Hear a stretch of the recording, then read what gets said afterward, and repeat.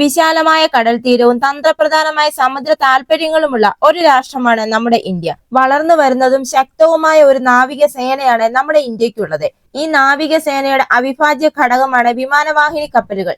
Indian മഹാസമുദ്ര മേഖലയിൽ അതിന്റെ സ്വാധീനം ഉയർത്തുന്നതിലും ഇന്ത്യൻ മഹാസമുദ്രം കാത്തു സൂക്ഷിക്കുന്നതിലും ഈ വിമാനവാഹിനി കപ്പലുകൾ നിർണായകമായ ഒരു ഘടകം തന്നെയാണ്. ഇന്ത്യൻ നാവികസേനയ്ക്ക് എത്ര വിമാനവാഹിനി കപ്പലുകളുണ്ട്? ഈ വിമാനവാഹിനി കപ്പലുകളുടെ ഇപ്പോഴത്തെ സാഹചര്യം എന്താണ്? ഭാവിയിൽ എത്ര വിമാനവാഹിനി കപ്പലുകൾ നിർമ്മിക്കാനാണ് ഇന്ത്യ പദ്ധതിയിടുന്നത്? എന്നിവയെ പറ്റിയാണ് ഇന്നത്തെ നമ്മുടെ വീഡിയോ. ഇന്ന് കടലിലൂടെ സഞ്ചരിക്കുന്ന കപ്പലുകളിൽ ഏറ്റവും വിലപിടിപ്പുള്ള യുദ്ധ കപ്പലുകളാണ് വിമാനവാഹിനി കപ്പലുകൾ. ഒന്നാം ലോകമഹായുദ്ധ കാലത്ത് അന്നത്തെ ചെറിയ യുദ്ധ വിമാനങ്ങളിൽ ചിലത് വലിയ കപ്പലുകളോട് ഘടിപ്പിച്ച ഫ്ലൈറ്റ് ഡെക്കുകളിൽ ഇറങ്ങുകയും അവയിൽ നിന്ന് പറന്നുയരുകയും ചെയ്തതോടെയാണ് വിമാനവാഹിനി കപ്പലുകളുടെ ചരിത്രം ആരംഭിക്കുന്നത്. അക്കാലത്തെ വിമാനവാഹിനി കപ്പലുകൾ ഇന്നത്തെ പോലെയുള്ള അതിസങ്കീർണമായ കപ്പലുകൾ ആയിരുന്നില്ല. വലിയ യാത്രാ കപ്പലുകളെയോ പഴയ യുദ്ധ കപ്പലുകളെയോ പരിഷ്കരിച്ചാണ് ആദ്യകാല വിമാനവാഹിനി കപ്പലുകൾ നിർമ്മിച്ചത്. 1910 ഒരു അമേരിക്കൻ യുദ്ധ കപ്പലിൽ ഒരു ഫ്ലൈറ്റ് ഡെക്ക് ഘടിപ്പിച്ചതോടെ വിമാനവാഹിനി എന്ന ഭീമൻ അവതാരം ഉദയം ചെയ്യുകയായിരുന്നു. 1922 ജപ്പാനിൽ കമ്മീഷൻ ചെയ്ത ഹോഷോ എന്ന കപ്പലാണ് ശരിക്കും ആദ്യത്തെ വിമാനവാഹിനി കപ്പൽ. ഒരു വിമാനവാഹിനിയായിട്ട് തന്നെയാണ് ആ കപ്പൽ നിർമ്മിച്ചു തുടങ്ങിയത്. ജപ്പാൻകാരാണ് വിമാനവാഹിനി കപ്പലുകളുടെ ഉപജ്ഞാതാക്കൾ എങ്കിലും ബ്രിട്ടീഷുകാരും അമേരിക്കക്കാരും പെട്ടെന്ന് തന്നെ വിമാനവാഹിനികളുടെ നിർമ്മാണത്തിൽ അവരോടൊപ്പം കുതിച്ചെത്തുകയായിരുന്നു. അമേരിക്കയുടെ ലെക്സിംഗ്ടൺ ക്ലാസ് വിമാനവാഹിനികളാണ് ആദ്യത്തെ ഭീമൻ വിമാനവാഹിനികൾ. രണ്ടാം ലോകമഹായുദ്ധത്തിലാണ് വിമാനവാഹിനികൾ യുദ്ധത്തിന് ഗതി മാറ്റുവാൻ തന്നെ പ്രാപ്തമായ ഉപകരണങ്ങളായി മാറിയത്. ജപ്പാൻ പേൾ ഹാർബറിൽ US സൈനിക താവളങ്ങളെ ആക്രമിച്ചത് 6 വിമാനവാഹിനികളിൽ നിന്ന് പറന്നുയർന്ന യുദ്ധവിമാനങ്ങളിലൂടെയായിരുന്നു. അതായത് ഈ 6 വിമാനവാഹിനികളിൽ നിന്നും പറന്നുയർന്നത് ഏകദേശം 350-ലധികം യുദ്ധവിമാനങ്ങളാണ്. അമേരിക്കയുടെ 20-ലധികം പടക്കപ്പലുകളെയും 200-നടുത്ത് പോർ വിമാനങ്ങളെയും നശിപ്പിക്കാൻ ജപ്പാന് കഴിഞ്ഞു. എന്നാൽ ജപ്പാന്റെ 20ഓളം യുദ്ധവിമാനങ്ങൾ മാത്രമേ നശിപ്പിക്കപ്പെട്ടുള്ളൂ. അവരുടെ ഒരു വിമാനവാഹിനിക്ക് പോലും കേടുവരുത്താൻ അമേരിക്കൻ സേനയ്ക്കായില്ല. അമേരിക്കയുടെ 2000-ലധികം സൈനികർ മരിച്ചപ്പോൾ 10-ൽ താഴെ ജാപ്പനീസ് സൈനികർ മാത്രമേ മരണപ്പെട്ടുള്ളൂ. അതായത് വിമാനവാഹിനികളുടെ യുദ്ധപരവും തന്ത്രപരവുമായ പ്രാധാന്യം വിളിച്ചോതുന്നതായിരുന്നു പേൾ ഹാർബർ ആക്രമണം. രണ്ടാം ലോകമഹായുദ്ധത്തിന് ശേഷം ജപ്പാന്റെ എല്ലാ വിമാനവാഹിനികളെയും വിജയികളായ സഖ്യം തകർത്ത് കടലിൽ മുക്കി. US-നും ബ്രിട്ടനും യുദ്ധാനന്തരം ധാരാളം വിമാനവാഹിനികൾ ഉണ്ടായിരുന്നു. കോളനികൾ വിട്ടുപോയതോടെ ബ്രിട്ടൻ പരുങ്ങലിലായി. വിമാനവാഹിനികളുടെ പരിപാലനം വളരെ ചിലവേറിയതിനാൽ നാവികസേനയിൽ ഭൂരിഭാഗം വിമാനവാഹിനികളെയും അവർ ഒഴിവാക്കി. നിർമ്മാണത്തിലിരുന്ന വിമാനവാഹിനികളുടെ നിർമ്മാണം നിർത്തിവെച്ചു. അങ്ങനെ നിർമ്മാണം നിർത്തിവെച്ച ഒരു വിമാനവാഹിനിയായിരുന്നു HMS ഹെർക്കുലീസ്. 1957 പാതി പൂർത്തിയായ ഈ വിമാനവാഹിനിയെ ഇന്ത്യ വാങ്ങുന്നു. 1962 പണി പൂർത്തിയാക്കി INS വിക്രാന്ത് എന്ന പേരിൽ ഈ വിമാനവാഹിനി ഇന്ത്യൻ നാവികസേനയുടെ ഭാഗമാണ്. നമ്മുടെ നാവിക ചരിത്രത്തിൽ 3 വിമാനവാഹിനികൾ രംഗത്തിറങ്ങിയിട്ടുണ്ട്. INS Vikrant, INS Virat, INS Vikramaditya എന്നിവയാണ് അവ. നമ്മുടെ ആദ്യത്തെ വിമാനവാഹിനിയായ INS വിക്രാന്ത് ബ്രിട്ടനിൽ നിന്നും 1962 വാങ്ങിയതാണെന്ന് പറഞ്ഞു.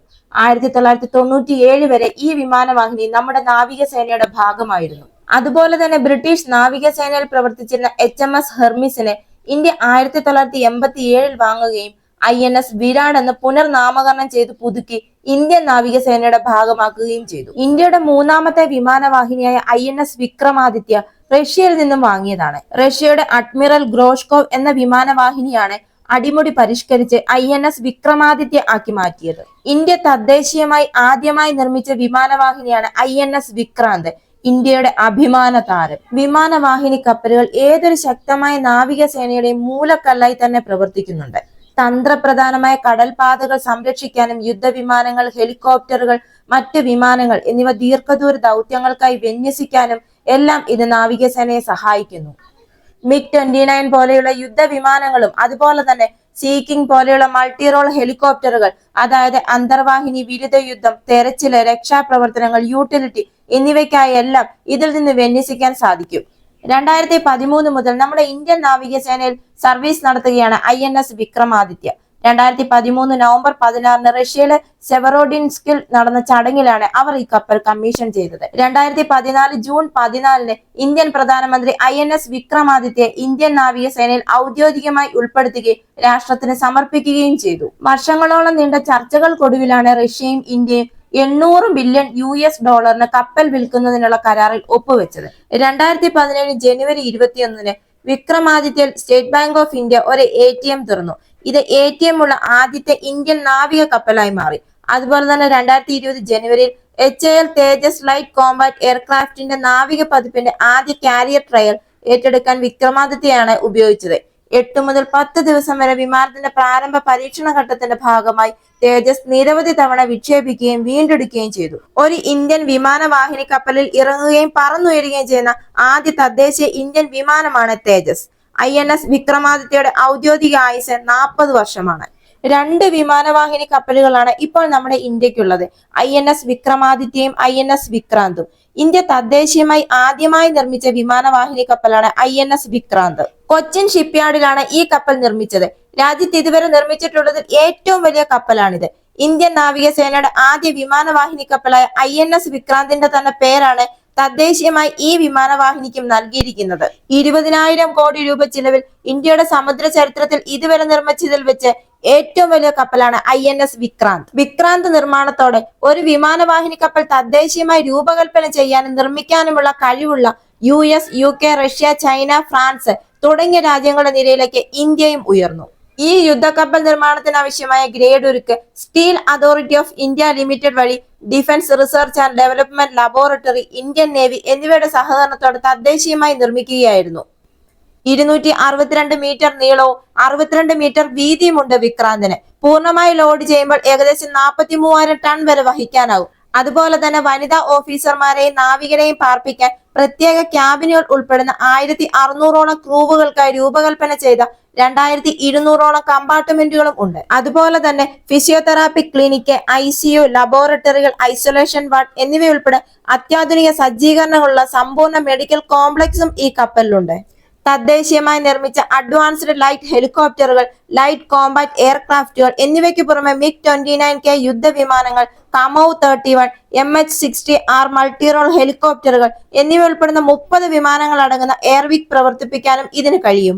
30 എയർക്രാഫ്റ്റുകളെ വഹിക്കാൻ വിക്രാന്തിന് സാധിക്കും. 20 ഫൈറ്റർ ജെറ്റുകൾ പാർക്ക് ചെയ്യുമ്പോൾ 10 ഹെലികോപ്റ്ററുകൾ മുകളിലെ ഡെക്കിലും പാർക്ക് ചെയ്യാം. റഷ്യൻ സാങ്കേതിക വിദ്യയുടെ സഹായത്തോടെ തയ്യാറാക്കിയ INS വിക്രാന്തിന്റെ ഇന്റഗ്രേറ്റഡ് പ്ലാറ്റ്ഫോം മാനേജ്മെന്റ് സംവിധാനം IPMS ഒരുക്കിയത് ബാംഗ്ലൂരു കേന്ദ്രമായ ഭാരത് ഹെവി ഇലക്ട്രിക്കൽ ലിമിറ്റഡ് ആണ്. മണിക്കൂറിൽ 28 നോട്ടിക്കൽ മൈൽ വേഗതയിൽ സഞ്ചരിക്കാനും 7,500 മൈൽ പോകാനുമുള്ള ശേഷിയുണ്ട്. ഇതിനൊക്കെ ശേഷിയുള്ള ഇലക്ട്രിക്കൽ സംവിധാനമാണ് വിക്രാന്തിൽ ഉപയോഗിച്ചിരിക്കുന്നത്. വിക്രാന്തിന്റെ പ്രധാന സവിശേഷതയാണ് സ്കീ ജംപ് ടെക്നോളജി. കപ്പലിന്റെ മുൻഭാഗം വളഞ്ഞ റാമ്പ് പോലെയാണ്. ഇതുമൂലം കുറഞ്ഞ ദൂരത്തിലുള്ള റൺവേയിൽ നിന്ന് പോലും പോർ വിമാനങ്ങൾക്ക് അതിവേഗത്തിൽ കപ്പലിൽ നിന്ന് പറന്നുയരാനാകും. അതുപോലെ തന്നെ വിക്രാന്തിന്റെ ഫ്ലൈറ്റ് ഡെക്കിൽ 3 റൺവേകളുണ്ട്. പറന്നുയരാൻ 203 മീറ്ററിന്റെയും 141 മീറ്ററിന്റെയും 2 റൺവേകളും 190 മീറ്ററുള്ള 3-ാം റൺവേയിലെ വിമാനങ്ങൾ ഇറങ്ങുന്നത്. 250 കിലോമീറ്റർ വേഗത്തിൽ പറന്നിറങ്ങുന്ന വിമാനങ്ങളെ റൺവേയിൽ കൃത്യമായി പിടിച്ചു നിർത്തുന്നതിന് അറസ്റ്റിംഗ് വയറുകൾ ഉൾപ്പെടെയുള്ള സംവിധാനങ്ങളുമുണ്ട്. ഇങ്ങനെ ധാരാളം സവിശേഷതകളുള്ള ഒരു വിമാനവാഹിനി കപ്പലാണ് ഇന്ത്യ തദ്ദേശീയമായി നിർമ്മിച്ച INS വിക്രാന്ത്. ഇതിന്റെ നിർമ്മാണത്തോടെ വിമാനവാഹിനി കപ്പലുകൾ നിർമ്മിക്കുന്ന രാജ്യങ്ങളുടെ പട്ടികയിൽ ഇന്ത്യയുടെ പേരും എത്തിക്കഴിഞ്ഞു. ഇങ്ങനെ ഓരോ നേട്ടങ്ങളും കയ്യെത്തി പിടിച്ചുകൊണ്ടിരിക്കുകയാണ് ഇന്ത്യ. അടുത്തതായി ലോകത്തിലെ തന്നെ ഏറ്റവും വലിയ വിമാനവാഹിനി കപ്പൽ നിർമ്മിക്കാനുള്ള തയ്യാറെടുപ്പിലാണ് ഇന്ത്യ. ഈ വീഡിയോ നിങ്ങൾക്ക് ഇഷ്ടമായെങ്കിൽ മറക്കാതെ തന്നെ ഈ ചാനൽ ഒന്ന് സബ്സ്ക്രൈബ് ചെയ്യുക. അടുത്ത വീഡിയോയുമായി വീണ്ടും കാണാം.